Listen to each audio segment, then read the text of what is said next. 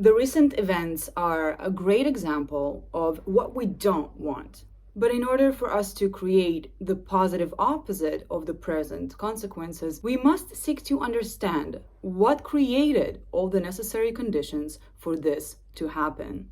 Understanding is the intention to learn more, not the same as looking for confirmation to the things we already know. The first is a rational practice, and the second is a confirmation bias, which is a known obstacle in critical thinking. Religion, business, and politics have been rotting at the heart of humanity pretty much ever since it was invented. And we all know what happens to a tree completely rotten from the inside. It goes bye-bye and hits the ground face first.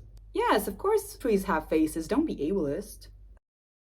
The way I see our human mission, for the very least, is to make sure that we learn from the past and maybe even drastically change the structure that led to our collective experience of complete recent annihilation of the human morals. The question is not whose life is more valuable, nor is it who deserves more or less, but what would it actually take for the human race to live harmoniously? Okay, sure, the perfect life, job, family can't be constantly experienced on the tip-top GOAT level, but the action towards a slightly more peaceful existence is well within our reach, meaning a harmony increase of 30%, say, worldwide is better than giving up altogether. If anything, I believe there's no greater way to solidify one's purity than by the purity of action.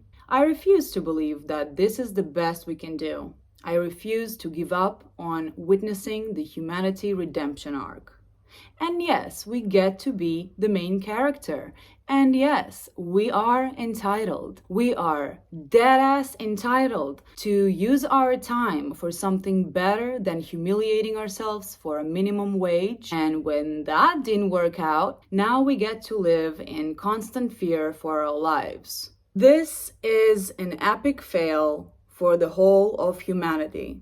But in particular, it is a sore evidence of how careless and incompetent the leaders of our world are. And so, as always, when it comes to saving the day, it is the people who rise up and restore the hope in all of us. A group of chefs and their staff of volunteers managed to set and run a meal service for the IDF forces. And they went as far as making sure that the food they make will remind them of home and thus uplift their spirit. Just in the past month, this initiative has successfully raised more than 2 million in donations and will probably use as an inspiration for many humanitarian projects to come. Which leads me to think that peace needs to be a much more prevalent form of practice, replacing the practices that promote decay. Have you ever wondered why aren't we practicing a socio-economic system that both supports commerce and is ethical towards the workforce and the environment? Have you ever wondered what life would be like if people would both be helpful and mind their own business?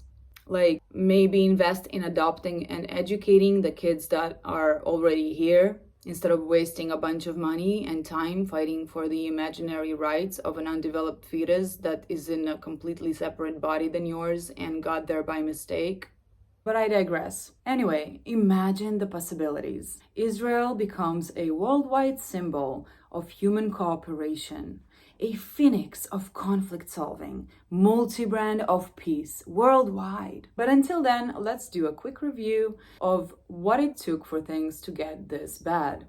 Lack of moral obedience creates corruption, poverty, and violence. Excess brainwashing creates mayhem. To practice independent thinking will never lead you to the conclusion that imposing hell onto another is the answer to your problem, since anyone with a functioning brain can tell that we can gain much more by collaborating rather than by constant violence and war. This is the sore evidence of the collective failure of those who, me and you and you and you have chosen to be in charge of our safety and well-being. And so while most people are stuck in destructive mental and behavior patterns, instead of stripping, or should I say, get under control the unnecessary greed, fear, jealousy, inferiority or superiority complex, selfishness, laziness, vanity, deception, and the desire to control and own everything and everyone, I am, for one, can't wait for things to start moving in a better direction, taking small steps each and every day. Thank you for watching and support Israel.